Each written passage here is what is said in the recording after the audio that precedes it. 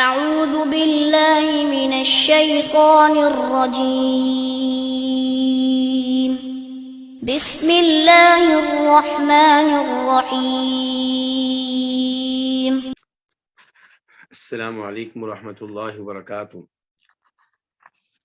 ان الحمد للہ نحمده ونستعینه ونستغفره ونعوذ باللہ من شرور انفسنا ومن سیئات اعمالنا من يهده الله فلا مضل له ومن يضلل فلا هادي له واشهد ان لا اله الا الله وحده لا شريك له واشهد ان محمدا عبده ورسوله يا أيها الذين آمنوا اتقوا الله حق تقاته ولا تموتن إلا وأنتم مسلمون يا أيها الناس اتقوا ربكم الذي خلقكم من نفس واحدة وخلق منها زوجها وبث منهما رجالا كثيرا ونساء واتقوا الله الذي تساءلون به والأرحام إن الله كان عليكم رقيبا يا أيها الذين آمنوا اتقوا الله وقولوا قولا سديدا يصلح لكم أعمالكم ويغفر لكم ذنوبكم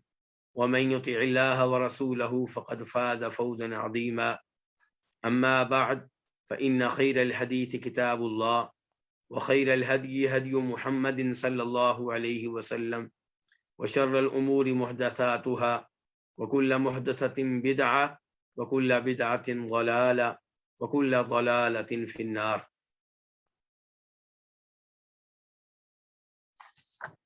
شرح السنہ امام بربہاری کی تالیف ہے، اور اس کتاب پہ الحمدللہ دروس کا سلسلہ شروع ہو چکا ہے۔ اللہ رب العزت ہمیں صحیح معنوں میں عقیدہ سیکھنے کی توفیق عنایت فرمائے۔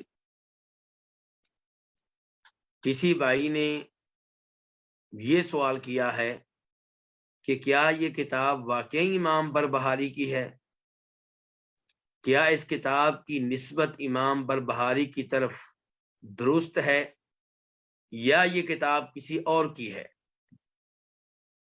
تو اس لیے آج کے درس میں پہلے نمبر پہ اسی مسئلے پہ گفتگو کرنا چاہوں گا۔ سب سے پہلے تو یہ کہ یہ اشکال پیدا کیوں ہوا؟ یہ اشکال اس لیے پیدا ہوا کہ اس کتاب کا جو کلمی نسخہ ہے جسے مخطوطہ کہتے ہیں وہ صرف ایک ہے، اور اس مخطوطے کے شروع میں یہ لکھا ہوا ہے کہ کتاب شرح سنہ، کہ یہ کتاب شرح سنہ ہے، عن ابی عبداللہ احمد ابن محمد ابن غالب الباہلی غلام خلیل۔ یہ کتاب شرح سنہ ہے اور یہ ابو عبداللہ احمد بن محمد بن غالب الباہلی غلام خلیل کی طرف سے ہے۔ روایت ابی بکر احمد ابن کامل ابن خلف ابن شدر القاضی، اور اس کو روایت کرنے والے کون ہیں؟ ابو بکر احمد بن کامل بن خلف بن شجرہ۔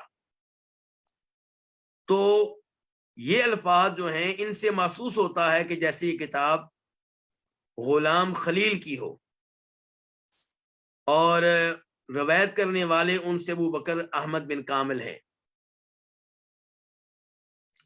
بلکہ اس کے بعد یہ بھی لکھا ہوا ہے کہ دافع الیہ ابو عبداللہ احمد بن محمد ابن غالب الباہلی ھذا الکتاب، کہ یہ راوی کہتے ہیں ابو بکر احمد بن کامل کہ مجھے یہ کتاب دی ابو عبداللہ احمد بن محمد بن غالب الباہلی نے، اور کہا کہ تم یہ کتاب میری طرف سے روایت کر سکتے ہو شروع سے لے کے آخر تک۔ تو یہاں سے اور کتاب کے ایک اور مقام سے یہ اشکال پیدا ہوتا ہے کہ جیسے کتاب کسی غلام خلیل نامی شخص کی ہو، اور جب ہم غلام خلیل نامی شخص کے بارے میں کتابیں کھولتے ہیں کہ یہ آدمی کیسا تھا، تو یہ ملتا ہے کہ یہ حدیثیں گڑا کرتا تھا اور کذاب قسم کا شخص تھا، جھوٹا شخص تھا۔ امام ابو داؤد کہتے ہیں اس آدمی کے بارے میں کہ مجھے خدشہ یہ ہے کہ یہ بغداد کا دجال ہے، اور ایک اور امام کہتے ہیں کہ میں نے غلام خلیل سے کہا کہ یہ احادیث جن کا تعلق آخرت سے ہے، فکر آخرت سے ہے، جنہیں تم بیان کرتے ہو، یہ تم کہاں سے لے کر آئے ہو؟ تو کہنے لگا یہ ہم خود گڑھتے ہیں تاکہ ان احادیث کو پڑھ کر عام لوگوں کے دل نرم ہو جائیں اور آخرت کی طرف مائل ہو جائیں۔ امام دارقطنی اس آدمی کے بارے میں کہتے ہیں کہ یہ ضعیف تھا، ایک اور مقام پہ کہتے ہیں کہ کذاب تھا۔ حافظ ابن حجر رحمہ اللہ نے بھی اس کو کذاب قرار دیا ہے۔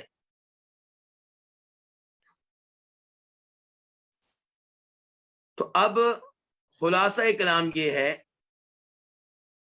کہ یہ کتاب جس کی نسبت غلام خلیل کی طرف کرنے کی کوشش کی گئی ہے، اگرچہ پہلے صفحہ پہ واضح طور پہ نہیں یہ لکھا کہ کتاب ان کی ہے، یہ غلطی ہے کاتبین کی، یہ غلطی ہے ان کی جو پرانے زمانے میں کتابیں لکھا کرتے تھے۔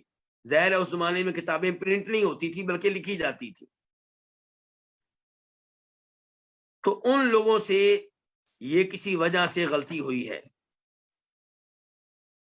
ورنہ بڑے بڑے پرانے ائمہ کرام نے اس کتاب کی نسبت امام بربہاری کی طرف کی ہے۔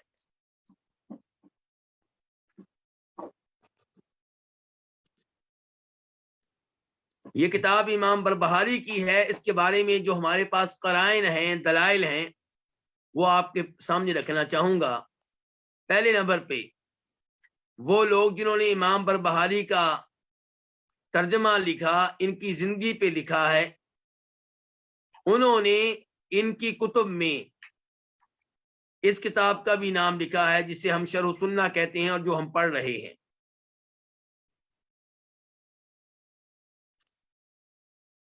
دوسرے نمبر پہ بہت سے ائمہ کرام نے اس کتاب کی کئی عبارتیں اپنی کتابوں میں نقل کی ہیں تو نسبت امام بربہاری کی طرف کی ہے۔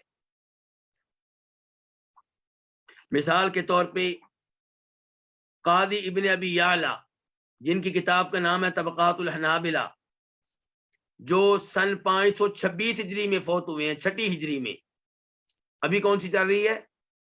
15ویں ہجری، 15ویں صدی ہے۔ تو وہ اس کتاب کی بہت ساری عبارتیں نقل کرتے ہیں اور نسبت امام بربہاری کی طرف کرتے ہیں۔ نمبر 2 شیخ الاسلام ابن تیمیہ، جو 728 ہجری میں فوت ہوئے ہیں، جن کا تعلق 8ویں صدی سے ہے، وہ بھی اپنی کتب میں اس کتاب کی نسبت امام بربہاری کی طرف کرتے ہیں۔ امام ذہبی جو 748 ہجری میں فوت ہوئے ہیں، وہ اپنی کتاب العلوم میں اس کتاب کی عبارت نقل کرتے ہیں اور نسبت کرتے ہیں امام بربہاری کی طرف۔ پھر امام ابن مفلح المقدسی 708 ہجری میں پیدا ہوئے اور 763 ہجری میں فوت ہوئے۔ یہ اپنی کتاب الفروع میں اور اپنی کتاب الاداب الشرعیہ میں اس کتاب کی بہت ساری عبارتیں نقل کرتے ہیں اور کہتے ہیں کہ امام بربہاری نے کہا، یعنی کہ یہ نہیں کہتے کہ غلام خلیل نے کہا۔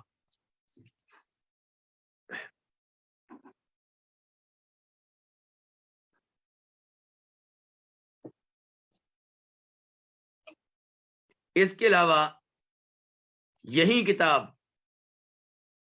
جسے ہم پڑھ رہے ہیں، جس کا نام کیا شرح سنہ، اس کتاب میں مسئلہ نمبر 103، وہاں پہ کتاب کے مؤلف کہتے ہیں وَجَمِيعُ مَا وَصَفْتُ لَكَ فِي هَذَا الْكِتَابِ فَهُوَ عَنِ اللَّهِ تَعَالَى وَعَنْ رَسُولِ اللَّهِ صلی اللہ علیہ وسلم وَعَنْ أَصْحَابِهِ وَعَنِ التَّابِعِينَ وَالْقَرْنِ الثَّالِثِ إِلَى الْقَرْنِ الرَّابِعِ، کہ اس کتاب میں جو کچھ میں نے لکھا ہے، جو کچھ میں نے بیان کیا ہے، یہ اللہ رب العزت کی طرف سے ہے اور نبی صلی اللہ علیہ وسلم کی طرف سے ہے، صحابہ کرام کی طرف سے ہے، تابعین کی طرف سے ہے، اور 3 صدی سے لے کے 4 صدی کے علماء کرام کی طرف سے ہے۔ تو یہ عبارت واضح طور پہ دلیل ہے کہ یہ کتاب امام بربہاری کی ہے۔ کیونکہ امام بربہاری یہ 329 ہجری تک زندہ رہے ہیں، 4 صدی میں زندہ تھے، جبکہ غلام خلیل 275 ہجری میں فوت ہوئے، تو وہ تو 4 صدی میں موجود ہی نہیں تھے۔ وہ کیسے کہہ سکتے ہیں کہ جو اقوال میں نے اس کتاب میں لکھے ہیں یہ 3 سے 4 صدی کے علماء کرام کے ہیں، جبکہ وہ 4 صدی شروع ہونے سے پہلے فوت ہو چکے تھے۔ تو اسے بھی پتا چلا کہ کتاب کس کی ہے؟ امام بربہاری کی ہے۔ اب ہم باقاعدہ درس کا آغاز کرتے ہیں۔ آج ہم شروع کریں گے مسئلہ نمبر 9۔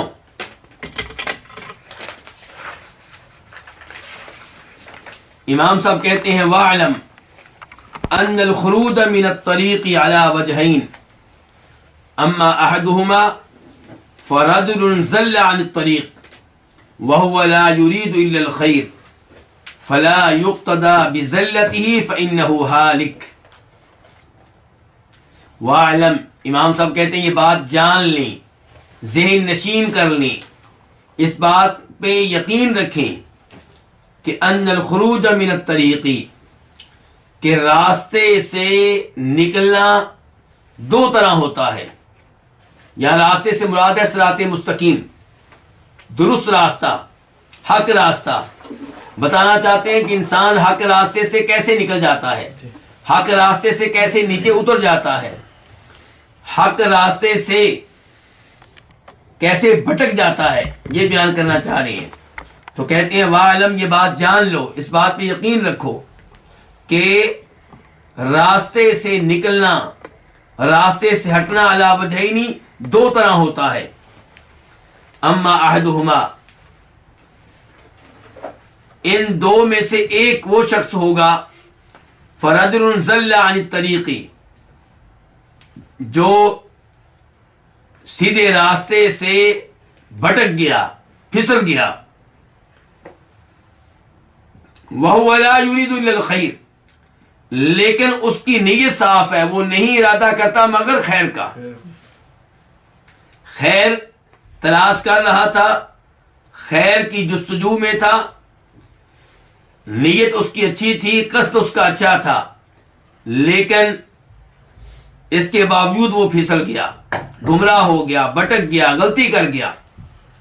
فَلَا يُقْتَدَى بِزَلَّتِهِ، تو اس کی لغزش، اس کی غلطی، اس کی اس گمراہی کی اقتدا نہیں کی جائے گی، پیروی نہیں کی جائے گی۔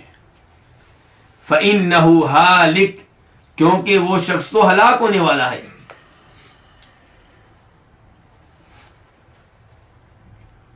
اس کے بعد کیا کہتے ہیں؟ ترجمہ میں کر لوں پوری عبارت کا۔ کہتے ہیں وَآخَرُ عَانَدَ الْحَقَّ وَخَالَفَ، دوسرا وہ شخص جو حق سے اناد رکھتا ہے، جاننے بوجھنے کے باوجود حق کو ترک کر دیتا ہے، حق کا انکار کرتا ہے۔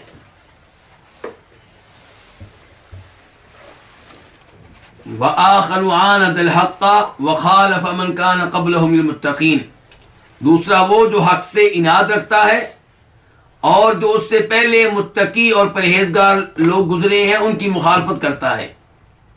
فَهُوَ ضَالٌ، تو یہ آدمی گمراہ ہے، مضل، گمراہ کرنے والا ہے، شیطان، شیطان ہے، مرید، سرکش ہے، فی هذه الامت، اس امت میں، حقیق، حق بنتا ہے، علی من عرفہ، اس آدمی کا جس نے اس شیطان کو پہچان لیا، ان یحذر الناس منہ، کہ وہ لوگوں کو اس کے بارے میں خبردار کرے، وَيُبَيِّنَ لِلنَّاسِ قِصَّتَهُ، اور لوگوں کے سامنے اس کی حقیقت کو واضح کرے، اس کے معاملے کو واضح کرے، لِأَلَّا يَقَعَ فِي بِدْعَتِهِ أَحَدٌ، تاکہ اس کی بدعت میں کوئی بھی واقع نہ ہو،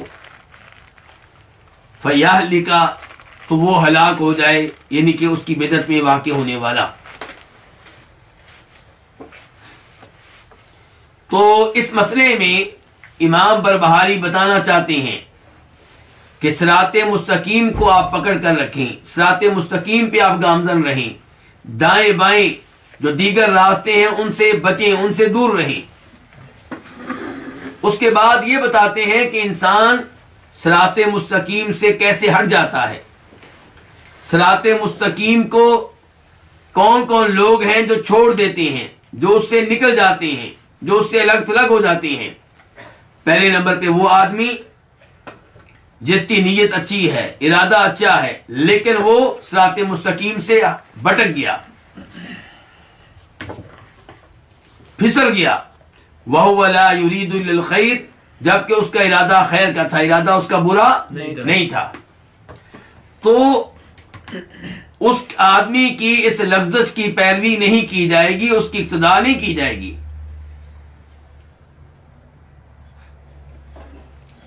جب مؤلف نے یہ کہا کہ اس کا ارادہ کیا تھا؟ خیر کا، تو یہاں سے مجھے ایک اثر یاد آ گیا، عبداللہ بن مسعود کا ایک واقعہ یاد آ گیا، ان کے الفاظ یاد آ گئے جنہیں امام دارمی روایت کرتے ہیں، اور اس کے راوی ہیں عمر بن سلمہ الحمدانی۔ دارمی میں اس کا نمبر ہے 210۔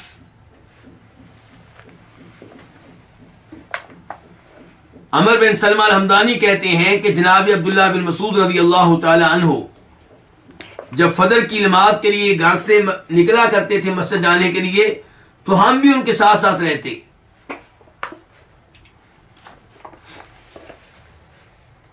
ایک دن ہم گئے اور ان کے گھر سے نکلنے کا انتظار کر رہے تھے کہ ابو موسیٰ اشعری بھی پہنچ گئے۔ کون پہنچ گئے؟ ابو موسیٰ اشعری۔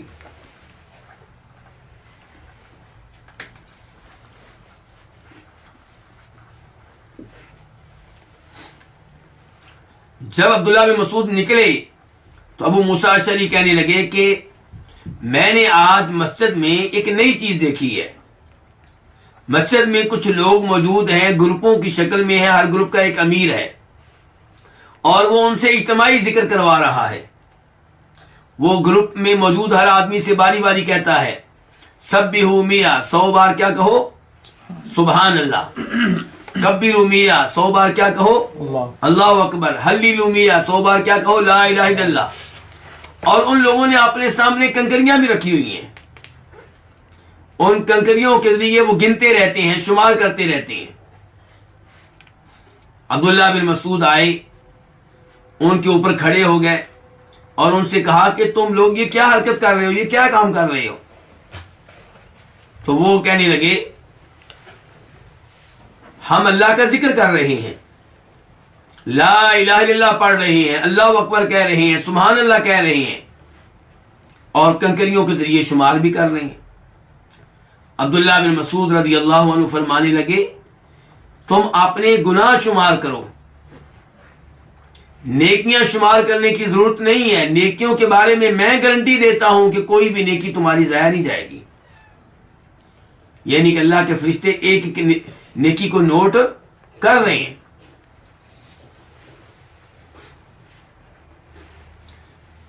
پھر عبداللہ بن مسعود کہنے لگے کہ تم لوگوں نے کتنی جلدی ہلاکت کا راستہ اختیار کر لیا ہے۔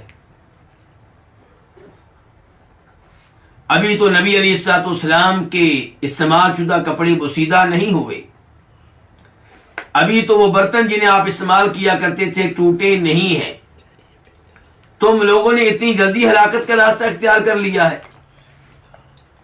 تو وہ لوگ اپنی صفائی پیش کرنے لگے، عبداللہ بن مسعود کو مطمئن کرنے لگے اور کہنے لگے اے ابو عبد الرحمن، ہم اللہ کی قسم اٹھا کے کہتے ہیں ہمارا ارادہ خیر کا ہے، واللہ ما اردنا الا الخیر، اللہ کی قسم ہمارا ارادہ خیر کا ہے، ہماری نیت بری نہیں ہے۔ تو عبداللہ بن مسعود نے اس موقع پہ بہت ہی سنہری اصول بیان کیا تھا، کہا وَكَم مِّن مُرِيدٍ لِلْخَيْرِ لَمْ يُصِبْهُ، کتنے ہی لوگ ایسے ہیں جو خیر کا ارادہ رکھتے ہیں، جن کی نیت اچھی ہوتی ہے، لیکن جو عمل کر رہے ہوتے ہیں وہ خیر پہ مبنی نہیں ہوتا، خیر ان کو ملتی نہیں ہے، خیر کی تلاش میں نکلتے ہیں، خیر کی جستجو میں ہوتے ہیں، لیکن جو عمل کر رہے ہوتے ہیں، جو عبادت کر رہے ہوتے ہیں، وہ خیر پہ مبنی نہیں ہوتی۔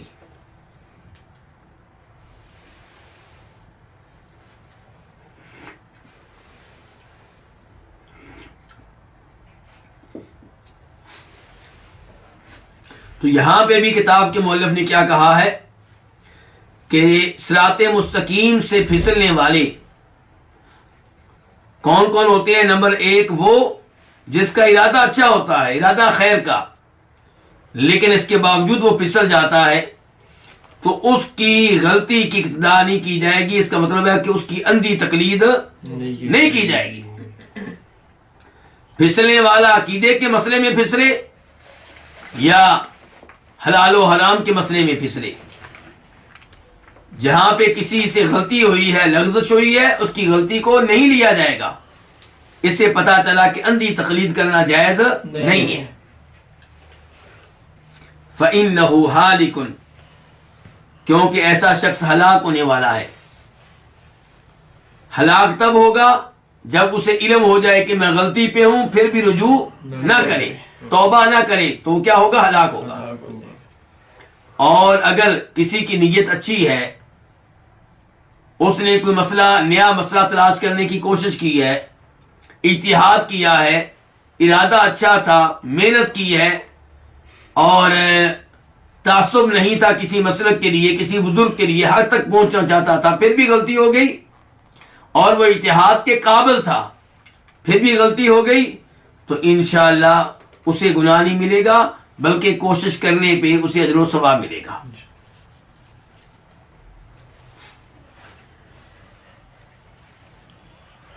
اس کے بعد کتاب کے مؤلف کہتے ہیں کہ دوسرا شخص وہ ہے جو سیدھے راستے سے ہٹتا ہے، لیکن اس لیے نہیں کہ اسے غلطی لگ گئی ہے، بلکہ یہ عناد رکھتا ہے، یہ حق کو جانتا ہے. یہیں سے آپ کہہ سکتے ہیں کہ پہلے نمبر پہ بہترین مثال عیسائیوں کی ہے. عیسائی گمراہ ہوئے، نیت اچھی تھی، اللہ نے اس لیے ان کو کیا کہا ہے؟ الضالین. اور یہودی کون ہے؟ المغضوب علیہم، کیونکہ ان کے پاس حق تھا، علم تھا، اس کے باوجود انہوں نے صراط مستقیم سے اعراض کیا، نبی علیہ الصلوۃ والسلام کو نبی ماننے سے اعراض کیا، قرآن پہ ایمان لانے سے اعراض کیا.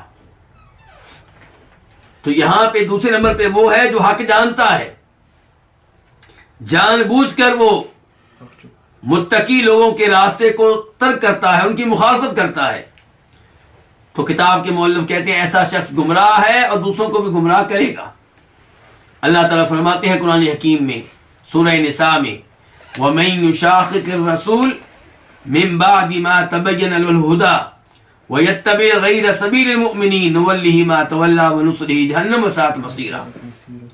جو نبی علیہ الصلوۃ والسلام کی مخالفت کرے حق واضح ہو جانے کے بعد اور مومنوں کا راستہ چھوڑ کے دوسروں کا راستہ اختیار کرے، تو ہم اسے پھر اسی جانب پھیر دیں گے جدھر وہ جا رہا ہے، اور اسے جہنم میں جگہ دیں گے. تو اس سے پتا چلا کہ وہ مسائل، وہ احکام، وہ عقائد جن پہ مسلمانوں کا اتفاق ہے، انہیں مضبوطی سے تھام لینا چاہیے اور ان سے اعراض نہیں کرنا چاہیے. جو اعراض کرے گا وہ خود بھی گمراہ ہوگا، اوروں کو بھی گمراہ کرے گا. اور ایسا شخص جو ہے وہ شیطان ہے، مرید ہے، سرکش ہے، اس امت کا شیطان ہے، اس امت کا سرکش ہے. یہ الفاظ کتاب کے مؤلف نے ایک ایسے لیے ہیں. اللہ تعالیٰ فرماتے ہیں سورہ نساء میں وَإِن يَدْعُونَ إِلَّا شَيْطَانًا مَرِيدًا، کہ یہ شیطان سرکش کو پکار رہے ہیں، اس سے دعائیں کر رہے ہیں. لعنہ اللہ، اللہ اس شیطان پہ لعنت کر چکے ہیں. وقال، اور اللہ تعالیٰ کہتے ہیں وقال، اور اس شیطان نے کہا لَأَتَّخِذَنَّ مِنْ عِبَادِكَ نَصِيبًا مَفْرُوضًا، کہ میں تیرے بندوں میں سے ایک مقررہ حصہ لوں گا، ان کو گمراہ کروں گا، انہیں اپنا پیروکار بنانے میں کامیاب ہو جاؤں گا. وَلَأُضِلَّنَّهُمْ، میں انہیں گمراہ کروں گا. وَلَأُمَنِّيَنَّهُمْ، میں انہیں آرزویں دلاؤں گا، امیدیں دلاؤں گا. وَلَآمُرَنَّهُمْ، میں انہیں گمراہی اختیار کرنے کے بارے میں ترغیب دوں گا، آرڈر دوں گا. فَلَيُبَتِّكُنَّ آذَانَ الْأَنْعَامِ، میری بات مان کر وہ کئی جانوروں کے کان کاٹ دیں گے تاکہ پتہ چلے کہ یہ جانور غیر اللہ کے لیے مخصوص ہیں، یہ بتوں کے نام پہ ہیں، ان کے اوپر سوار ہونے کی اجازت نہیں ہے۔ تو ان آیات سے پتہ چلا کہ یہ شیطان ہے جس کی خواہش رہتی ہے کہ میں لوگوں کو گمراہ کروں۔ اس لیے کتاب کے مؤلف نے کہا ہے کہ جو انسانوں میں سے یہ طریقہ اختیار کرے، جان بوجھ کر حق کی مخالفت کرے، تو وہ گمراہ بھی ہے، گمراہ کرنے والا بھی ہے، شیطان بھی ہے، اور سرکش قسم کا شیطان ہے۔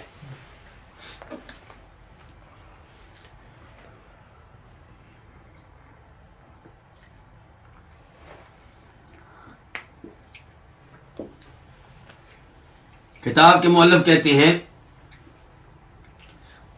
اس کے اوپر واجب ہے جو اس شیطان کو پہچان لے، اس گمراہ شخص کو پہچان لے، واجب کیا ہے کہ ان یحذر الناس منہ، کہ لوگوں کو اس کے بارے میں خبردار کرے، لوگوں کو اس سے دور رکھنے کی کوشش کرے، وَيُبَيِّنْ لِلنَّاسِ قِصَّتَهُ، اور لوگوں کے لیے اس کا معاملہ کیا ہے واضح کرے، بتائے کہ یہ گمراہ ہے، بتائے کہ یہ گمراہ کرنے والا ہے، بتائے کہ یہ شیطان ہے، بتائے کہ سرکش ہے، تاکہ لوگ اس کے فتنے سے محفوظ رہیں، تاکہ لوگ اس کے جال میں نہ پھنسیں، لئلا یقع فی بدعۃ احد، تاکہ اس کی بدعت میں کوئی بھی واقع نہ ہو، کیونکہ جو اس کی بدعت میں واقع ہوگا وہ کیا ہو جائے گا؟ ہلاک ہو جائے گا۔ تو ان آخری الفاظ سے پتہ چلا کہ آپ کے سامنے جب دین میں کوئی بدعت داخل کی جا رہی ہو تو وہاں پہ خاموشی اختیار کرنا مناسب نہیں ہے، کلمہ حق کہنا ہوگا، لوگوں کو خبردار کرنا ہوگا، بدعت سے لوگوں کو روکنا ہوگا۔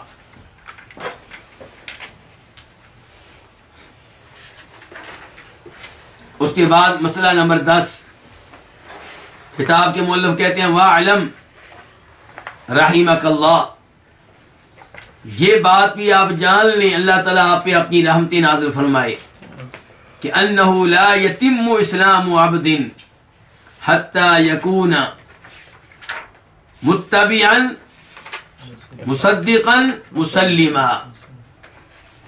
کتاب کے مؤلف کہتے ہیں کہ یہ بات جان لو، کسی بھی بندے کا اسلام مکمل نہیں ہوگا،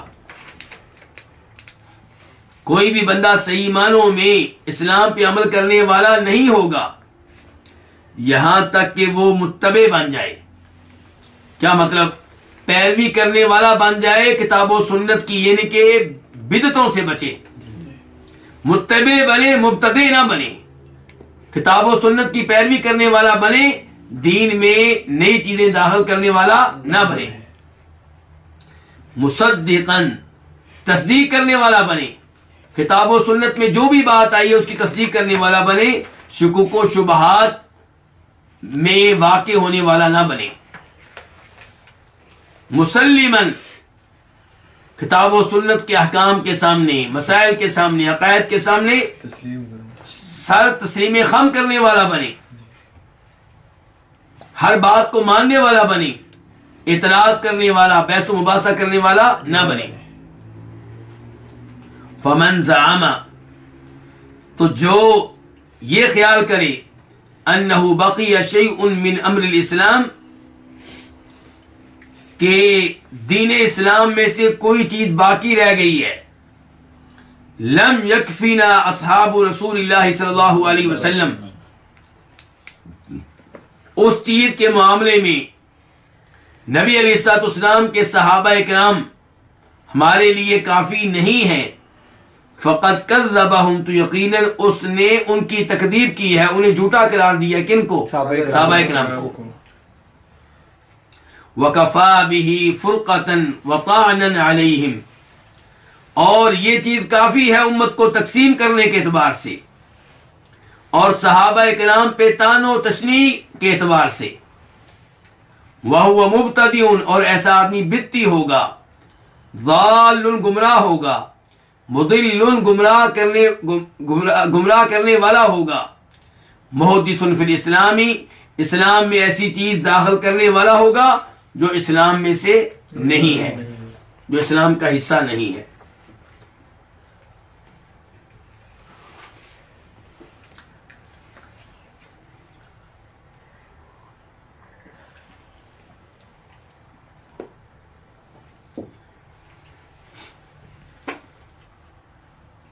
کتاب کے مؤلف نے امام بربہاری نے خبردار کیا ہے کہ آپ سچے پکے مسلمان کیسے بن سکتے ہیں۔ کہتے ہیں آپ سچے پکے مسلمان تبھی بن سکتے ہیں جب آپ کیا بن جائیں؟ کتاب و سنت کے متبع بن جائیں۔ جو بھی کتاب میں آئے مان لیں، جو بھی حدیث میں آئے مان لیں۔ مصدقاً، جو بھی آپ کو بتایا جائے اس کی آپ تصدیق کریں۔ مسلماً، اسے آپ تسلیم کر لیں۔ یہ تینوں الفاظ قابل غور ہیں۔ پہلا لفظ کیا بولا ہے کہ آپ کیا بن جائیں؟ متبع، یعنی کہ دین اسلام میں کبھی بھی کوئی بدعت داخل نہ کریں، کسی بدعت پہ آپ عمل نہ کریں۔ مثال کے طور پہ عید میلاد النبی صلی اللہ علیہ وسلم یہ آپ نہیں اپنائیں گے۔ 10 محرم کو یوم غم کے طور پہ منانا، جلوس نکالنا، ماتم کرنا، یہ کام آپ نہیں کریں گے۔ کوئی فوت ہو جائے تو 3واں، 7واں، 40واں برسی ایسی تقریبات کا آپ اہتمام نہیں کریں گے۔ 11ویں، اس سے آپ اجتناب کریں گے۔ یہ چند مثالیں ہیں جو میں نے پیش کی ہیں آپ کے سامنے بدعت کے طور پہ۔ اور مصدقاً، کتاب و سنت میں جو بھی خبر آئی ہے آپ اسے مانیں گے۔ کتاب و سنت میں ہمیں بتایا گیا کہ انسان کا آغاز کس سے ہوا؟ آدم علیہ السلام سے، اور آدم علیہ السلام کو کس سے پیدا کیا گیا؟ مٹی سے۔ بعد میں آنے والے سائنسدانوں نے، آج کل کے سائنسدانوں نے نئے نئے نظریات پیش کیے ہیں۔ تو جو مسلمان ہوگا وہ ان نظریات کو نہیں مانے گا، ان اخبار کو اور ان معلومات کو مانے گا جو اللہ نے بیان کی ہیں۔ ہمیں بتایا گیا کہ نوح علیہ السلام آئے تھے، ابراہیم علیہ السلام بھی آئے تھے، موسیٰ علیہ السلام، عیسیٰ علیہ السلام، اور ان کے اپنی اقوام کے ساتھ کیا اختلافات ہوئے، کیا کیا ان پہ آزمائشیں آئیں۔ ان میں سے ہر بات کو ماننا ضروری ہے۔ جو کسی ایک بات کا انکار کرے گا وہ مسلمان نہیں ہے۔ جو کہے میں موسیٰ علیہ السلام کو نبی مانتا ہوں، عیسیٰ علیہ السلام کو نہیں مانتا، وہ مسلمان نہیں ہے۔ جو کہے میں نوح علیہ السلام کو مانتا ہوں کہ وہ آئے تھے، لیکن ابراہیم علیہ السلام نامی کو آدمی آئے تھے میں نہیں مانتا، وہ مسلمان نہیں ہے۔ ایسے ہی مستقبل کی پیشین گوئیاں، مستقبل کی خبریں، مسلمان وہ ہوگا جو مانے گا کہ عیسیٰ علیہ السلام زندہ ہیں، آسمانوں پہ ہیں، قیامت کے قریب نازل ہوں گے، دجال آئے گا، دجال کو قتل کرنے والے کون ہوں گے؟ عیسیٰ علیہ السلام ہوں گے۔ یاجوج ماجوج ایک قوم ہے، ہمارے ان کے درمیان بہت بڑی دیوار قائم کر دی گئی ہے، لیکن ایک دن آئے گا کہ وہ اس دیوار کو توڑتے ہوئے، سوراخ کرتے ہوئے اس جانب آ جائیں گے اور تعداد میں بہت زیادہ ہوں گے۔ تو ہم اس کے اوپر ایمان لاتے ہیں۔ قیامت کی نشانیوں میں سے ایک یہ ہے کہ ایک جانور زمین سے نکلے گا، پیدا نہیں ہوگا بلکہ زمین سے نکلے گا۔ اخرجنا لهم دابة من الارض، لوگوں سے کلام کرے گا، لوگوں سے گفتگو کرے گا۔ دونوں باتیں ہی عجیب ہیں، جانور کا کہاں سے نکلنا؟ زمین سے، اور یہ بھی عجیب ہے کہ لوگوں سے بات چیت کرے گا، لیکن ہم اس کے اوپر بھی ایمان لاتے ہیں۔ اچھا مسلمان وہ ہے جو اللہ کی ہر بات پہ یقین کر لے، نبی علیہ السلام سے ثابت شدہ حدیث کو مان لے کہ قبر میں عذاب ہوتا ہے، مان لے کہ ایک دن ہر انسان کو قبر سے نکالا جائے گا، اٹھایا جائے گا، مان لے کہ جنت اور جہنم موجود ہیں، مان لے کہ روز قیامت ترازو قائم کیا جائے گا جس میں ہمارے اعمال تولے جائیں گے، مان لے کہ روز قیامت ایک حوض ہوگا جو بہت بڑا ہوگا، 1 مہینے کے سفر کیا جائے تو اس سے بھی کہیں بڑا ہوگا۔ تو یہ ساری باتیں جو مان لے وہ کیا ہے؟ وہ مسلمان ہے اور اس کا اسلام مکمل ہوگا۔ مسلماً، تیسرے نمبر پہ یہ کہ قرآن و حدیث میں جو بات آئی ہے اس کو آپ تسلیم کر لیں۔ کہا گیا کہ چور کا ہاتھ کاٹا جائے گا، آپ اس کو مانیں کہ یہ بات بالکل ٹھیک ہے، کاٹنا چاہیے۔ جب یہ بتایا گیا کہ اسلام کا یہ نظام ہے کہ شادی شدہ بدکاری کرے تو اس کو پتھر مار مار کر سنسار کر دو، ہلاک کر دو، ختم کر دو، آپ ایمان لائیں اور کہیں بالکل صحیح کہا گیا، آپ کے دل میں بھی اس بارے میں کوئی تردد نہ ہو، کوئی شک و شبہ نہ ہو، یہ ہے اچھا مسلمان۔ اللہ تعالیٰ فرماتے ہیں قرآن حکیم میں فَلَا وَرَبِّكَ لَا يُؤْمِنُونَ حَتَّى يُحَكِّمُوكَ فِي مَا شَجَرَ بَيْنَهُمْ ثُمَّ لَا يَجِدُوا فِي أَنفُسِهِمْ حَرَجًا مِّمَّا قَضَيْتَ وَيُسَلِّمُوا تَسْلِيمًا، کہ تیرے رب کی قسم یہ لوگ صحیح معنوں میں مومن نہیں بن سکتے جب تک کہ اپنے اختلافی مسائل میں آپ کو جج نہ مان لیں، پھر جو آپ فیصلہ سنائیں اس فیصلے کو دل و جان سے قبول نہ کر لیں، وَيُسَلِّمُوا تَسْلِيمًا، اور اگر اس فیصلے کے بارے میں دل میں تردد رہے، شریعت کے کسی حکم کے بارے میں دل میں شک و شبہ رہے، اعتراض رہے، تو ایسا شخص مسلمان نہیں ہے۔ اس کے بعد کتاب کے مؤلف کہتے ہیں فَمَنْ زَعَمَ أَنَّهُ بَقِيَ شَيْءٌ مِّنْ أَمْرِ الْإِسْلَامِ، جو یہ خیال کرے کہ دین اسلام میں سے کوئی چیز رہ گئی ہے جس کے معاملے میں نبی علیہ السلام کے صحابہ کرام ہمارے لیے کافی نہیں ہے، تو اس نے ان کی تکذیب کی ہے۔ کیا مطلب ہے اس عبارت کا؟ دین مکمل نہیں،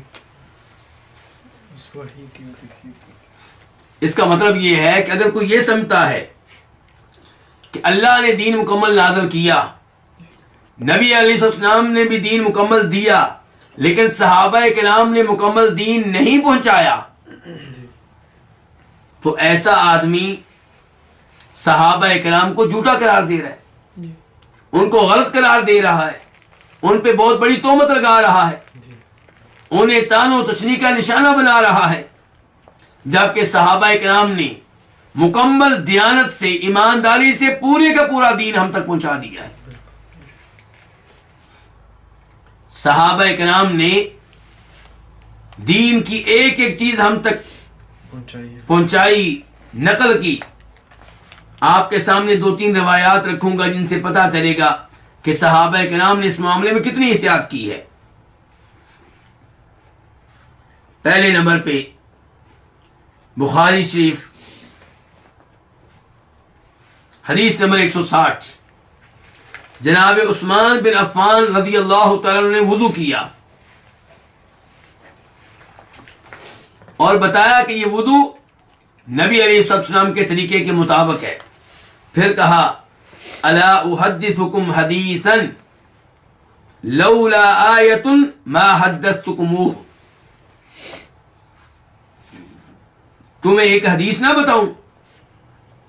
اگر قرآن کریم کی ایک آیت نہ ہوتی تو یہ حدیث میں تمہیں کبھی بھی نہ بتاتا۔ میں نے نبی علیہ الصلوۃ والسلام سے سنا کہ آپ فرما رہے تھے جب بھی کوئی آدمی اچھی طرح وضو کرے اور پھر نماز پڑھے، اس سے اس کے گناہ معاف ہو جاتے ہیں۔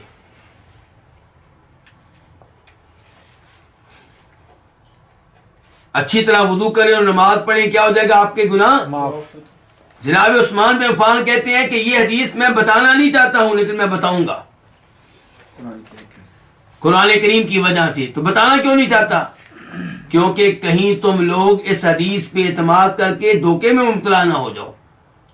ایسا نہ ہو کہ تم سمجھو کہ وضو کر لیا، نماز پڑھ لی، گناہ معاف ہو گئے، اب چاہے ہم زنا کرتے رہیں، بدکاری کرتے رہیں، شراب پیتے رہیں، کوئی مسئلہ ہی نہیں ہے۔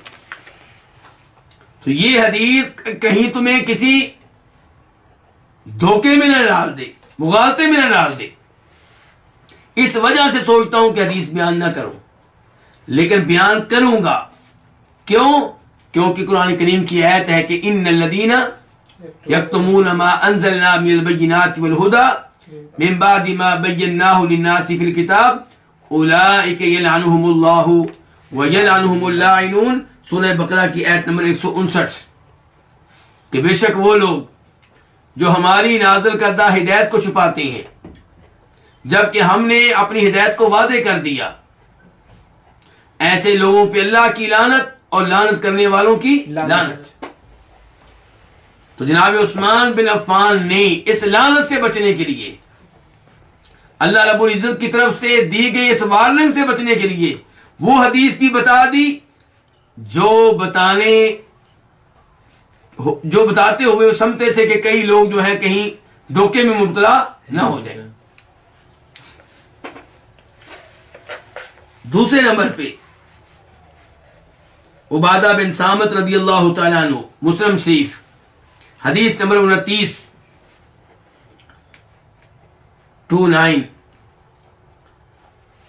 فوت ہونے والے ہیں۔ کون فوت ہونے والے؟ عبادہ بن صامت، اور کہتے ہیں اللہ کی قسم کوئی ایسی حدیث نہیں ہے جو میں نے نبی علیہ الصلوۃ والسلام سے سنی ہو اور تمہیں بتائی نہ ہو، سوائے ایک حدیث کے، اور وہ حدیث بھی آج میں تمہیں بتا دوں گا کیونکہ موت نے میرا گھیراؤ کر لیا ہے، میرا آخری وقت آ چکا ہے، یہ ان کی مراد ہے۔ پھر حدیث بتائی، کیا حدیث؟ کہ من شہد اللہ الہ الا اللہ وان محمد رسول اللہ حرم اللہ علیہ النار، کہ جو توحید و رسالت کی گواہی دے، جو اس بات کا اعلان کرے کہ اللہ کے علاوہ کوئی معبود برحق نہیں، اور اس بات کا اعلان کرے کہ جناب محمد صلی اللہ علیہ وسلم اللہ کے رسول ہیں، اللہ تعالیٰ اس پہ جہنم کی آگ کو حرام کر دیں گے۔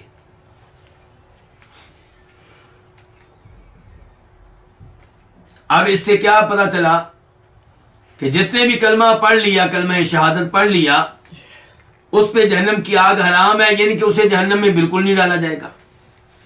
اب ممکن ہے کہ کئی لوگ اس حدیث کی وجہ سے کسی غلط فہمی میں مبتلا ہو جائیں، دھوکے میں مبتلا ہو جائیں، جبکہ دیگر احادیث سے پتہ چلتا ہے کہ کبیرہ گناہوں کا ارتکاب کرنے والے بہت سے مسلمان توحید پہ ہونے کے باوجود کہاں جائیں گے؟ جہنم میں جائیں گے۔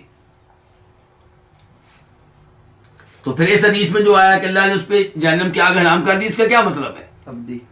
اس کا مطلب یہ ہے کہ ایسا آدمی ہمیشہ ہمیشہ کے لیے جہنم میں نہیں رہے گا، کسی نہ کسی دن جہنم سے نکل کر جنت میں پہنچ جائے گا۔ یا اس سے مراد وہ شخص ہے جس نے کلمہ پڑھا، مسلمان ہوا، کلمہ پڑھا اور موت آ گئی، کلمہ پڑھنے کے بعد اسے کبیرہ گناہوں کے ارتکاب کا موقع نہیں ملا۔ بہرحال میں کیا بتانا چاہتا ہوں کہ جناب عثمان بھی کہہ رہے ہیں کہ یہ حدیث میں نہ بتاتا لیکن قرآن کی آیت کی وجہ سے بتا رہا ہوں۔ عبادہ بن صامت کہہ رہے ہیں کہ میں نے تمہیں سب حدیثیں بتا دی ہیں سوائے ایک حدیث کے، وہ بھی آج میں بتا کے جاؤں گا، فوت ہونے سے پہلے وہ بھی بتا کے جاؤں گا۔ یہ ہے صحابہ کرام کی امانت، ان کی دیانت۔ تیسری حدیث جناب ابو ہریرہ، بخاری شریف حدیث نمبر 118۔ ابو ہریرہ کہتے ہیں کہ لوگ بڑے اعتراض کرتے ہیں، لوگ کہتے ہیں ابو ہریرہ اتنی حدیثیں بیان کرتا ہے، اتنی زیادہ حدیثیں بیان کرتا ہے۔ تو کہا اگر قرآن کریم کی 2 آیتیں نہ ہوتی تو میں تمہیں ایک حدیث بھی بیان نہ کرتا۔ پھر تلاوت کی اس آیت کی کہ ان الذين يكتمون ما انزلنا بالبينات والهدى من بعد ما بيناه للناس في الكتاب اولئك يلعنهم الله ويلعنهم اللاعنون الا الذين تابوا واصلحوا وبينوا فاولئك اتوب عليهم وانا التواب الرحيم۔ خلاصہ کلام کیا ہے کہ قرآن کہہ رہا ہے کہ جو حق کو چھپائے گا اس پہ اللہ کی لعنتیں نازل ہوں گی۔ تو قرآن کریم کی اس وعید اور وارننگ کی وجہ سے میں تمہیں حدیثیں سناتا رہوں گا چاہے تم لوگ میرے اوپر اعتراض کرتے رہو، اور اگر قرآن کریم کی یہ آیت نہ ہوتی تو میں حدیثیں نہ سناتا، ایک حدیث بھی نہ بتاتا تمہیں۔ تو ان 3 روایات سے کیا پتا چلا کہ صحابہ کرام نے وہ دین جو انہوں نے اللہ کے رسول علیہ السلام سے سنا اور لیا امت تک پہنچایا، اور اس معاملے میں ذمہ داری کا ثبوت دیا، کسی قسم کی کمی کوتاہی نہیں برتی۔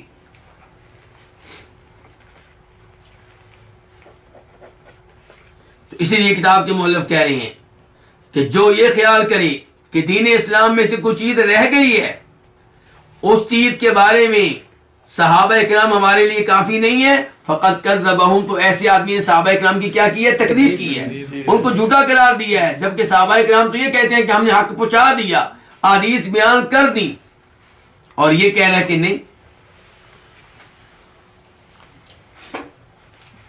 وَكَفَى بِهِ فُرْقَةً، ایسا شخص، اور یہ چیز کافی ہے کس لحاظ سے؟ امت کو تقسیم کرنے کے لحاظ سے، یعنی کہ یہ کہنا کہ صحابہ کرام نے مکمل دین ہم تک نہیں پہنچایا، کچھ چیزیں رہ گئی تھیں، یہ سوچ، یہ نظریہ امت کو تقسیم کرنے کے لحاظ سے کافی ہے۔ صحابہ اس سوچ کی وجہ سے، اس نظریے کی وجہ سے، اس نعرے کی وجہ سے لوگ تقسیم ہو جائیں گے۔ ایک طرف وہ ہوں گے جو صحابہ کرام سے سچی محبت کرنے والے ہیں، جو کہیں گے صحابہ کرام نے ایک ایک چیز پہنچا دی ہے، اور دوسری جانب وہ ہوں گے جو صحابہ کرام کے دشمن ہیں، جو کہتے ہیں کہ انہوں نے پورا دین نہیں پہنچایا، انہوں نے آل بیت کے بارے میں حدیث چھپا لی، انہوں نے جناب علی کی خلافت کے بارے میں حدیث چھپا لی، اس سے کیا ہوگا؟ امت کیا ہوگی؟ تقسیم ہوگی۔ تو یہ چیز کافی ہے امت کو تقسیم کرنے کے اعتبار سے، وَطَعْنًا عَلَيْهِمْ، اور ان پہ طعن و تشریح کے اعتبار سے، یعنی کہ یہ ان کی عزت پہ حملہ ہے، ان کی حرمت پہ حملہ ہے۔ وَهُوَ مُبْتَدِعٌ ضَالٌ مُضِلٌ، ایسا شخص بدعتی ہے، گمراہ ہے اور گمراہ کرنے والا ہے، وہ دین اسلام میں نئی چیزیں داخل کرنا چاہتا ہے جو دین اسلام کا حصہ نہیں ہے۔ کیسے؟ جب آپ کہیں گے کہ صحابہ کرام نے مکمل دین نہیں پہنچایا، کچھ چیزیں رہ گئی ہیں، تو اب یہ کمی کون پوری کرے گا؟ یہ بعد والے یہ کمی پوری کریں گے، وہ نئی چیزیں داخل کریں گے، دین میں شامل کریں گے۔ تو اس لیے کہہ رہے ہیں امام بربہاری کہ جو یہ سمجھتا ہے کہ صحابہ کرام نے مکمل دین ہم تک نہیں پہنچایا، وہ نمبر ایک انہیں جھوٹا قرار دے رہا ہے صحابہ کرام کو، نمبر دو امت کو تقسیم کرنے کی کوشش کر رہا ہے، نمبر تین ان پہ طعن و تشنیع کر رہا ہے، نمبر چار وہ بدعتی ہے، گمراہ کرنے والا ہے، وہ دین اسلام میں ایسی چیزیں داخل کرنا چاہتا ہے جو دین اسلام کا حصہ نہیں ہے۔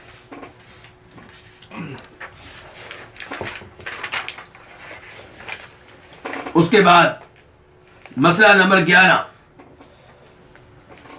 کتاب کے مؤلف کہتے ہیں وَاعْلَمْ رحمك اللہ انه ليس في السنة قياس ولا تضرب لها الامثال ولا تتبع فيها الاهواء بل هو التصديق بآثار رسول الله صلى الله عليه وسلم بلا كيف ولا شرح ولا يقال لما ولا كيف۔ یہ بات جان لو، رحمک اللہ، اللہ تمہارے اوپر رحم فرمائے، کہ سنت میں کوئی قیاس نہیں ہے، سنت میں کوئی قیاس نہیں ہے، اور نہ ہی سنت کے لیے مثالیں بیان کی جائیں گی، اور نہ ہی سنت کے معاملے میں خواہشات نفس کی پیروی کی جائے گی، بلکہ سنت کیا ہے؟ وہ تصدیق کرنا ہے نبی علیہ الصلوۃ والسلام کی احادیث کی، بغیر کسی کیفیت کے، بغیر کسی وضاحت کے، اور نہ یہ کہا جائے گا کہ لما کیوں، اور نہ یہ کہا جائے گا کیسے۔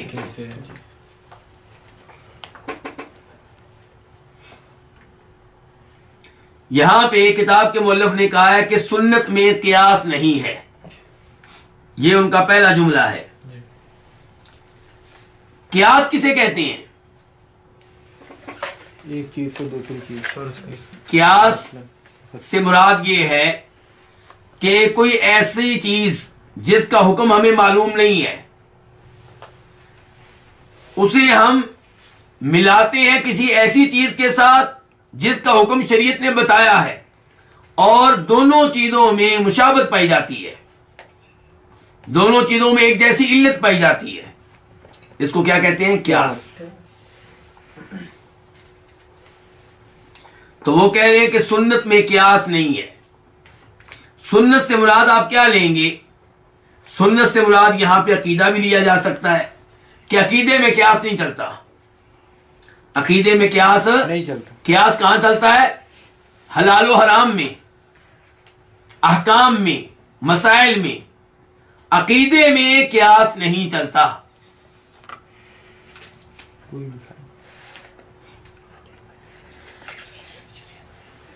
سنت کا دوسرا معنی کیا آپ لے سکتے ہیں؟ دوسرا معنی پورا دین. سنت سے مراد کیا؟ پورا دین، پوری شریعت. تو آپ کہہ رہے ہیں کہ پوری شریعت میں قیاس نہیں ہے، تو کیا یہ بات ٹھیک ہے؟ پھر ہمیں وضاحت کرنا پڑے گی کہ کتاب کے مؤلف کہنا چاہتے ہیں کہ ایسا قیاس نہیں ہے جس کے ذریعے کتاب و سنت کی مخالفت کی جائے، یہ اضافہ کی. ورنہ تو قیاس موجود ہے. بہت سی احادیث میں آپ کو قیاس ملے گا. ایک حدیث آپ کے سامنے رکھنا چاہتا ہوں جسے امام بخاری اور مسلم دونوں روایت کرتے ہیں عبداللہ ابن عباس رضی اللہ تعالیٰ عنہما سے. کہتے ہیں کہ ایک آدمی نبی صلی اللہ علیہ وسلم کے پاس آیا. اس نے کہا اللہ کے رسول ان امی ماتت، میری والدہ فوت ہو گئی ہیں، وعلیہا صوم شہر، اور ان کے ذمے 1 مہینے کے روزے تھے. افاقضیہ عنہا، کیا میں 1 مہینے کے روزوں کی قضا ان کی طرف سے دے دوں؟ یہ 1 مہینے کے روزے ان کی طرف سے میں رکھ لوں؟ فقال، تو فرمایا نبی صلی اللہ علیہ وسلم نے لو کان علی امک دین، اگر تمہاری ماں کے ذمے کوئی قرضہ ہوتا، اکنت قاضیہ عنہا، کیا تو اس قرضے کو ادا کرتا؟ قال نعم، اس آدمی نے کہا ہاں. تو آپ نے فرمایا فدین اللہ احق ان یقضى، اللہ کا قرض اس کا زیادہ حق بنتا ہے کہ آپ اس کو ادا کریں. تو یہاں پہ نبی صلی اللہ علیہ وسلم نے 1 مہینے کے روزوں کو قیاس کیا ہے کس پہ؟ قرض پہ. قرض پہ قیاس کیا ہے کہ جیسے میت کی طرف سے قرض ادا کیا جائے تو ادائیگی ہو جائے گی، ایسے ہی میت کے ذمے جو روزے ہیں وہ اگر وارث رکھیں گے تو وہ رکھنا کیا ہوگا؟ درست ہوگا. امام نووی اس حدیث کو بیان کرنے کے بعد کہتے ہیں فیہ اثبات صحت القیاس، اس حدیث سے پتہ چلا کہ قیاس بالکل ٹھیک ہے، ان کے قیاس کو قبول کیا جائے گا.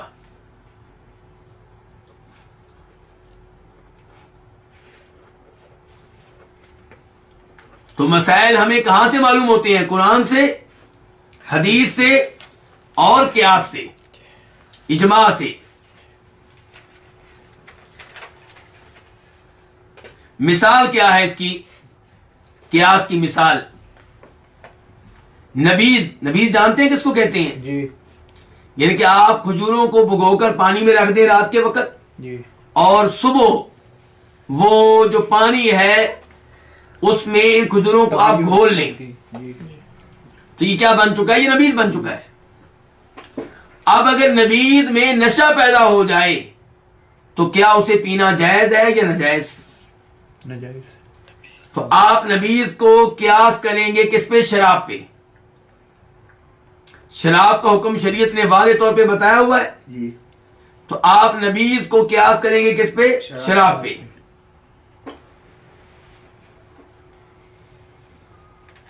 علت کیا ہے نشے کا ہونا؟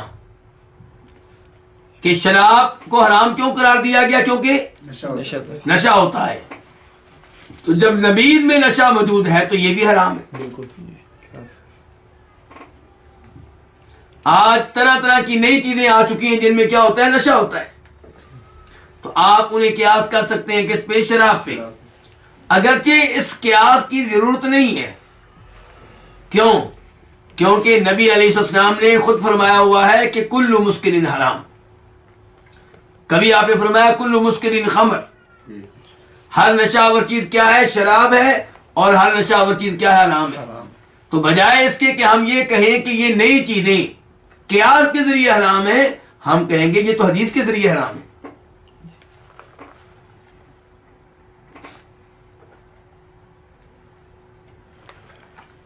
تو میں نے کہا تھا کہ کتاب کے مؤلف کہہ رہے ہیں کہ سنت میں قیاس نہیں ہے، ان کی مراد ہے قیاس فاسد، جو کتاب و سنت کے مقابلے میں ہو۔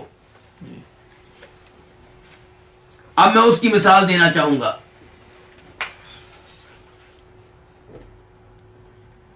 آپ سے کوئی مسئلہ پوچھنے کے لیے آتا ہے کہ کیا کوئی عورت، کوئی لڑکی باپ کی اجازت کے بغیر، ولی کی اجازت کے بغیر اپنا نکاح کر سکتی ہے؟ لڑکا تو کر سکتا ہے، لڑکا اگر باپ سے پوچھے بغیر نکاح کر لے تو اس کا نکاح ٹھیک ہوگا، لیکن کیا لڑکی بھی کر سکتی ہے؟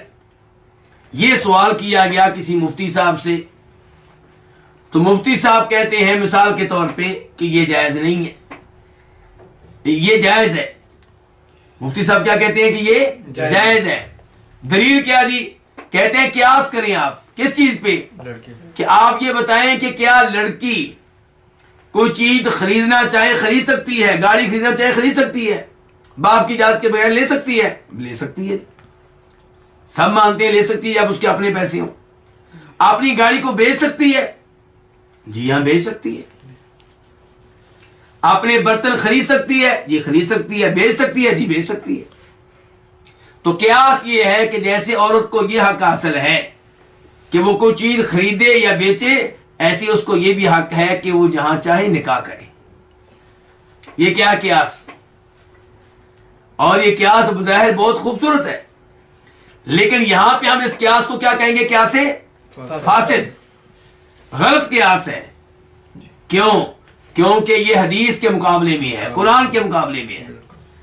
میں ایک حدیث آپ کے سامنے رکھوں گا، امام ابو داؤد روایت کرتے ہیں ام المومنین عائشہ رضی اللہ تعالی عنہا سے، کہتی ہیں کہ فرمایا نبی صلی اللہ علیہ وسلم نے ایما امرأۃ نکحت بغیر اذن ولیھا فنکاحها باطل فنکاحها باطل فنکاحها باطل،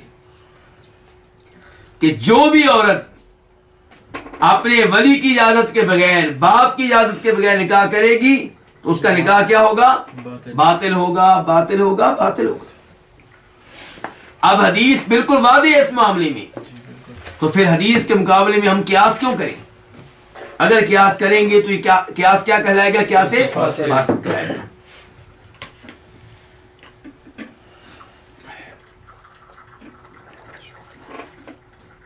تو کتاب کے مؤلف کہہ رہے ہیں کہ سنت میں قیاس نہیں ہے۔ سنت کا معنی اگر ہم کرتے ہیں عقیدہ، تو پھر مطلب یہ ہوگا کہ کسی قسم کا قیاس نہیں ہے، عقیدے کے مسائل قیاس سے ثابت نہیں ہوں گے۔ اور اگر ہم لیتے ہیں سنت سے مراد پورا دین، تو پھر قیاس سے مراد یہ ہے کہ قیاس فاسد نہیں ہے، ایسا قیاس نہیں ہے کہ جس سے مقابلہ کیا جا رہا ہو قرآن کا اور حدیث کا۔ جی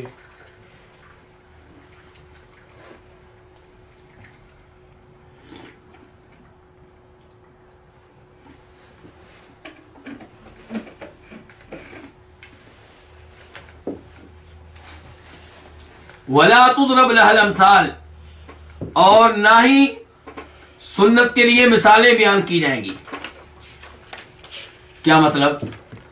نبی علیہ السلام کی احادیث کو رد کرنے کے لیے مثالیں بیان کرنا یہ درست نہیں ہے۔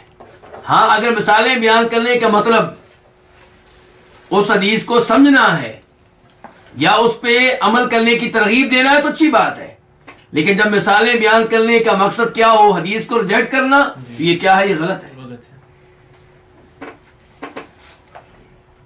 کتاب کے مؤلف نے یہ 3 جملے کہ لیس فی السنت قیاس، کہ سنت میں قیاس نہیں ہے، اور نہ ہی اس کے لیے مثالیں بیان کی جائیں گی، اور نہ ہی اس معاملے میں خواہشات نفس کی پیروی کی جائے گی، یہ 3 جملے امام احمد بن حنبل سے لیے ہیں۔ کہاں سے لیے؟ امام احمد بن حنبل کی جو کتاب ہے عقیدہ کے موضوع پہ اصول السنہ، اس میں انہوں نے یہ کہا ہے کہ ولیس فی السنت قیاس ولا تضرب لها الامثال ولا تدرك بالعقول ولا الاهواء، انما هو الاتباع وترک الهوى. امام احمد کیا کہتے ہیں کہ سنت میں قیاس نہیں ہے اور نہ ہی اس کے لیے مثالیں بیان کی جائیں گی اور نہ ہی عقل کے ذریعے اس کو پایا جا سکتا ہے.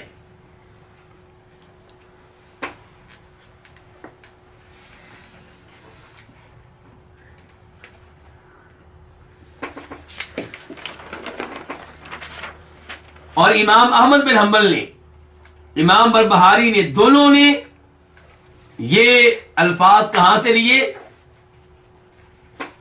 یہ انہوں نے لیے ہیں جناب ابو ہریرہ سے. کس سے لیے؟ جناب ابو ہریرہ سے.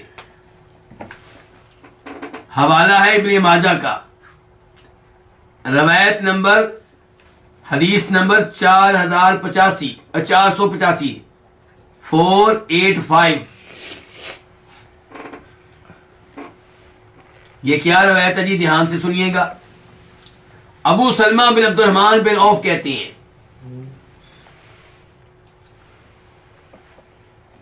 کہ جناب ابو ہریرہ نے یہ حدیث بیان کی کہ فرمایا تھا نبی صلی اللہ علیہ وسلم نے توضؤوا مما غیرت النار، کہ ہر اس چیز کی وجہ سے وضو کرنا پڑے گا جو آپ نے کھائی ہے، جبکہ وہ چیز ایسی ہے کہ اسے آگ میں پکایا گیا، آگ کے اوپر پکایا گیا. تو آگ کے ذریعے جو چیز تیار کی گئی ہے وہ جب آپ کھائیں گے تو آپ کو کیا کرنا پڑے گا؟ وضو کرنا پڑے گا.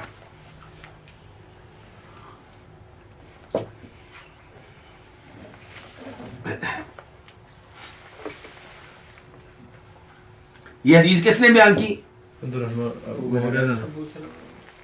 جناب ابو ہریرہ نے. جی. تو عبداللہ ابن عباس نے کہا اس موقع پہ اتوضأ من الحمیم، جی. آپ یہ کہنا چاہتے ہیں کہ اگر میں گرم پانی پیوں تو مجھے وضو کرنا پڑے گا؟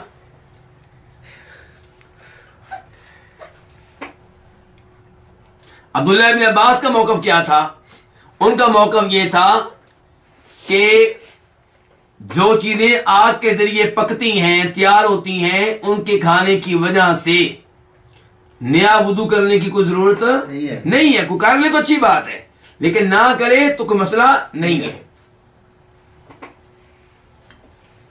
جہاں تک تعلق ہے نبی صلی اللہ علیہ وسلم کا، تو آپ پہلے وضو کیا کرتے تھے جب آپ کو ایسی چیز کھاتے جو آگ پہ پکی ہو، آگ پہ تیار کی گئی ہو. بعد میں آپ نے ان چیزوں کے کھانے کی وجہ سے وضو کرنے کو ترک کر دیا. یہی آپ کا آخری عمل ہے. تو آخری عمل یہ ہے کہ اگر آپ نے کوئی چیز کھائی ہے، چاہے وہ آگ پہ تیار ہوئی ہو، اس کی وجہ سے وضو نہیں کرنا پڑے گا. البتہ اونٹ کے گوشت کا معاملہ الگ ہے، اس قسم کی چیزوں کا معاملہ الگ ہے. لیکن اس وجہ سے کہ آگ پہ تیار ہوئی ہے وضو کرنا پڑے گا، ایسا شریعت میں اب نہیں ہے. لیکن جناب ابو ہریرہ یہ حدیث بیان کیا کرتے تھے کہ توضؤ مما غیرت النار، جب بھی آپ کو ایسی چیز کھائیں جو آگ پہ تیار ہوئی ہے، آگ پہ پکی ہے، آگ پہ اسے بھونا گیا ہے، تو آپ کو وضو کرنا پڑے گا. تو عبداللہ بن عباس جناب ابو ہریرہ سے حدیث سن کے کیا کہتے ہیں آگے سے؟ اس کا مطلب یہ ہے کہ اگر میں گرم پانی پیوں تو اس کی وجہ سے میں کیا کروں؟ وضو کروں. تو ابو ہریرہ نے کہا اس موقع پہ رضی اللہ تعالیٰ عنہ، یا ابن اخی، او میرے بھتیجے، اذا سمعت عن رسول اللہ صلی اللہ علیہ وسلم حدیثا فلا تضرب له الامثال، جب آپ نبی علیہ السلام کی کوئی حدیث سن لیں تو اس حدیث کو ریجیکٹ کرنے کے لیے مثالیں بیان نہ کریں. مثال کیا دی تھی کہ کیا میں گرم پانی پیوں تو وضو کروں؟ جی. تو جناب ابو ہریرہ اس پہ ناراض ہوئے ہیں. موقف جو تھا وہ عبداللہ بن عباس کا ٹھیک تھا، لیکن جو اصول بیان کیا ابو ہریرہ نے وہ بڑا شاندار ہے کہ حدیث کو ریجیکٹ کرنے کے لیے مثالیں دینا یہ درست نہیں ہے. ہاں حدیث کو سمجھنے کے لیے مثال دی جا سکتی ہے، حدیث کو ریجیکٹ کرنے کے لیے نہیں، حدیث میں شکوک و شبہات پیدا کرنے کے لیے مثالیں دینا یہ غلط ہوگا۔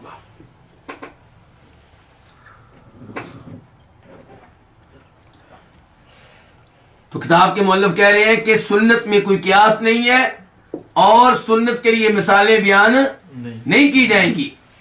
وَلَا تُتَّبَعُ فِيهَا الْأَهْوَاء، اور اس معاملے میں خواہشات نفس کی پیروی نہیں کی جائے گی۔ یعنی کہ آپ نبی علیہ الصلوۃ والسلام کی احادیث اور شریعت کے ساتھ اور عقیدے کے ساتھ معاملہ خواہشات نفس والا کریں کہ جس عقیدے کو آپ کا دل مانے وہ ٹھیک، جس حدیث کو آپ کی عقل مانے وہ ٹھیک، باقی حدیث کا آپ انکار کر دیں، باقی عقائد کا آپ انکار کر دیں، یہ غلط ہے۔ آپ کہیں جی میری عقل نہیں مانتی، میرا دل نہیں مانتا کہ عیسیٰ علیہ السلام دوبارہ نازل ہوں گے، تو یہ آپ کس کی پیروی کر رہے ہیں؟ خواہشات نفس کی۔ آپ کہتے ہیں جی ایک حساب کتاب ہونا ہے آخرت کے دن، جنت جہنم کے فیصلے اس وقت ہوں گے، قبر میں عذاب ہوتا ہے، میں نہیں مانتا، میری عقل نہیں مانتی۔ تو کتاب کے مؤلف کہتے ہیں اپنی خواہشات نفس کے پیچھے نہ لگیں۔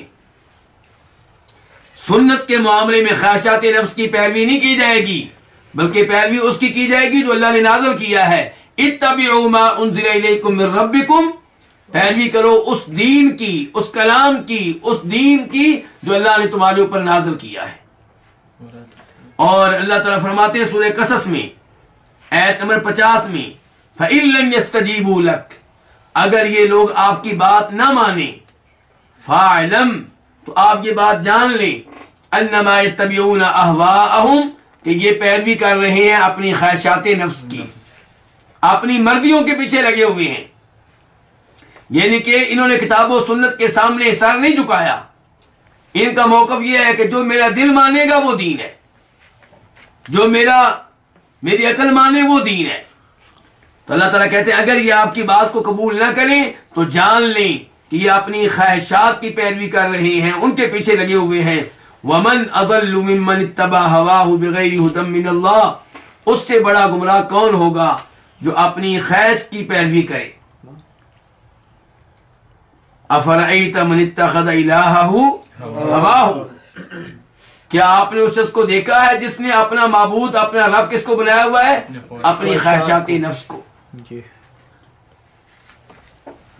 تو یہ نہایت خطرناک ہے۔ مسلمان وہ ہے جو ایک موقف رکھتا تھا، ایک نظریہ رکھتا تھا، لیکن جو ہی قرآن سنا اس کے خلاف ہے، حدیث سنی اس کے خلاف ہے، اپنے نظریے کو چھوڑ دیا، اپنے پرانے عقیدے کو چھوڑ دیا، اپنی ضد کو چھوڑ دیا، اپنی غیرت کو چھوڑ دیا۔ بل هو التصدیق بآثار رسول اللہ صلی اللہ علیہ وسلم، بلکہ کام کیا کرنا ہم نے؟ تصدیق کرنی، نبی علیہ السلام کے آثار، آپ کے اقوال، آپ کی احادیث کی تصدیق کرنی ہے، ان پہ ایمان لانا ہے، آپ سے ثابت شدہ ایک ایک حدیث کو سچا ماننا ہے۔ اور تصدیق بھی کیسے کرنی ہے؟ بلا کیفین، بغیر کسی کیفیت کے اور بغیر کسی وضاحت کے۔ کیا مطلب؟ کیسے جی؟ اس سے کیا فائدہ؟ یہ کیسے ہو سکتا ہے؟ اللہ کے رسول نے کہا ہو یہ کیسے ہو سکتا ہے؟ دین نے کہا ہو یہ کیسے ہو سکتا ہے؟ نہیں میں نہیں مانتا، نہیں مجھے مطمئن کریں جی۔ میرا دل نہیں۔ اور نہ ہی کہا جائے گا لما، کیوں اللہ نے یہ حکم دیا ہے۔ ایک ہے کیوں اس لیے کہ میں ایمان لے آیا، 100% لے آیا، لیکن اس کی حکمت جاننا چاہتا ہوں، اس میں کوئی حرج نہیں ہے۔ لیکن ایک ہے کیوں اعتراض کے انداز میں، کس لیے حکم دیا گیا کہ جناب آپ چور کا ہاتھ کاٹ ڈالیں؟ کس لیے حکم دیا گیا کہ آپ زنا کرنے والے کو سنسار کر کے مار ہی دے؟ کس لیے لڑکی کے معاملے میں اتنی سختی ہے؟ ہم لڑکیاں کہتی ہیں آج کل کی یونیورسٹی کی لڑکیاں پڑھی لکھی ہیں، ہمارے اوپر یہ پابندی کیوں کہ ہم اپنی مرضی سے شادی نہیں کر سکتی؟ کیوں؟ وضاحت پیش کریں۔ تو کتاب کے مؤلف کہتے ہیں یہ نہیں کہا جائے گا حدیث کے مقابلے میں کہ کیوں اور کیسے اور کس طرح۔ تو یہاں پہ کیا ہے؟ یہاں پہ وہ کامیاب ہے جو آنکھیں بند کر کے مان لے۔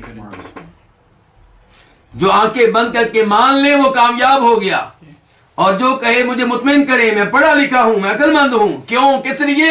اس نے اپنا بیڑا غرق کر لیا۔ گمراہ۔ اللہ رب العزت سے دعا ہے کہ اللہ تعالی ہمیں اپنے عقائد کو ٹھیک کرنے کی توفیق عنایت فرمائے، اور احادیث کی کتب، تفسیر کی کتب، عقیدے کی کتب پیار و محبت سے سمجھنے کی توفیق دے اور ان پہ عمل پیرا ہونے کی توفیق دے۔ وآخر دعوانا الحمدللہ رب العالمین۔